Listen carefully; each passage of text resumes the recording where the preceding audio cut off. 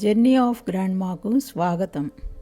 థాయిలాండ్లో పటాయ్లోని రజ్వాట్ cafe వద్ద ఉన్న sanctuary of truth museum పూర్తిగా టేకు చెక్కతో, ఎటువంటి శీలలు మేకులు ఉపయోగించకుండా అనేక భాగాలు కూర్పుతో నిర్మించిన ఈ నిర్మాణం ప్రతి సందర్శకుడిని మంత్రముగ్ధులను చేస్తుంది. ఇది ఒక అద్భుతమైన కట్టడం. శాంచురీ ఆఫ్ ట్రూత్ ఈ స్ట్రక్చర్లోకి అడుగుపెట్టగానే మరో లోకంలో ఉన్న భావన కలుగుతుంది. ఒక్కొక్క శిల్పాన్ని గురించి గైడ్ వివరించిన తర్వాత ఈ నిర్మాణం వెనుక ఇంత భావం దాగి ఉందా అని ఆశ్చర్యమేస్తుంది. పూర్తిగా అత్యంత పురాతనమైన టేకుతో నిర్మించిన ఇది థాయ్, బౌద్ధ, హిందూ, చైనీస్ దేవాలయాల శైలిలో, మరోవైపు తత్వశాస్త్రం, కళలు, సంస్కృతి అన్నీ మేళవించిన మూలాధారాల నుండి మరియు హిందూ పురాణాల నుండి తీసుకున్న చిత్రాలు చెక్కబడినవి.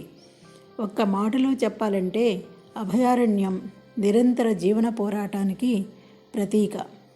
మానవ నాగరికత యొక్క ప్రభావం, అభివృద్ధిలో తత్వశాస్త్రం పోషించిన ప్రాముఖ్యత గురించి వెల్లడించింది. మనిషి ఉనికిలో లేని 7 సృష్టికర్తలైన తల్లి, తండ్రి, భూమి, సూర్యచంద్రులు మరియు నక్షత్రాలకు నివాళులు అర్పించింది.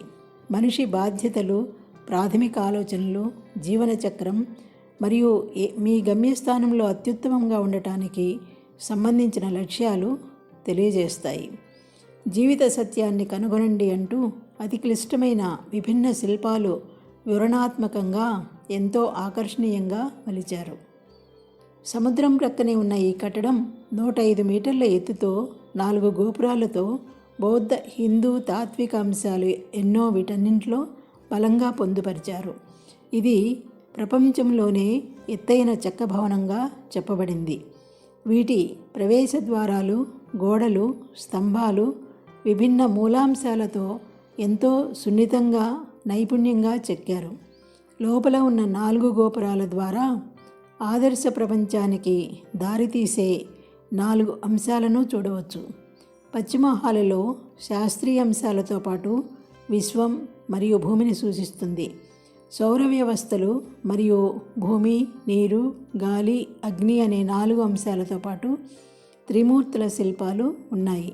సదరన్ హాలులో ఖగోళ సంబంధిత శిల్పాలు సూర్యుడు, చంద్రుడు, ఇతర గ్రహాలు శ్రేయస్సును ఎలా ప్రభావితం చేస్తాయని తెలియజేస్తుంది.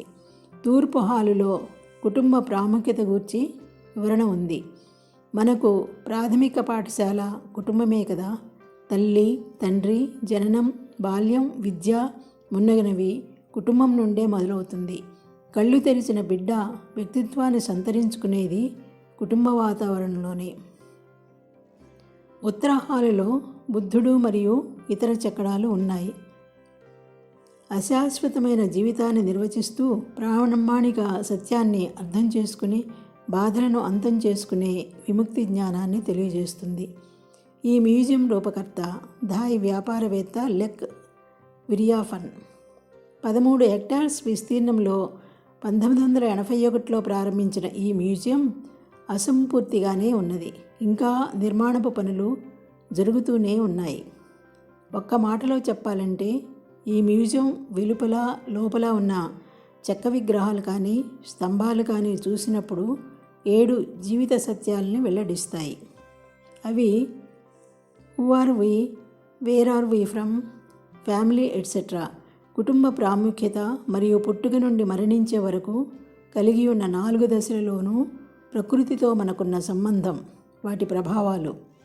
హౌ డు వి సర్వైవ్, ఎలా జీవిస్తున్నాము. పర్పస్ ఆఫ్ లైఫ్ అంటే ఇక్కడ సెల్ఫ్ డెవలప్మెంట్, భవిష్యత్తును రూపొందించుకోవడానికి మార్గనిర్దేశం అని చెప్పవచ్చు. శాంపిల్స్ ఆఫ్ సివిలైజేషన్, నాగరికత యొక్క నమూనాలు. సొసైటీ, బొమ్మ బొరుసు లాంటి సమాజం. ది ఎండ్ ఆఫ్ లైఫ్, ఈ ప్రపంచంలోకి మనం ఏమీ ప్రత్యేకంగా తీసుకుని రాలేదు. సో మన అంతిమ యాత్రలో తీసుకుని వెళ్ళేది ఏమీ లేదు, కేవలం మనం చేసిన మంచి చెడు కర్మలు తప్ప. ఈ విషయాన్ని మనం అర్థం చేసుకోగలిగితే మనలో ఉన్న అంతులేని కోరికలను తగ్గించుకుని వివక్షత లేని ప్రవర్తనతో ప్రాథమికమైన మానవ సమానత్వాన్ని గుర్తించగలుగుతాము అని సూచిస్తుంది. అదే సెంచురీ ఆఫ్ ట్రూత్. ఫ్రెండ్స్, ఈ వీడియో మీకు నచ్చుతుందని భావిస్తాను. Thank you for watching.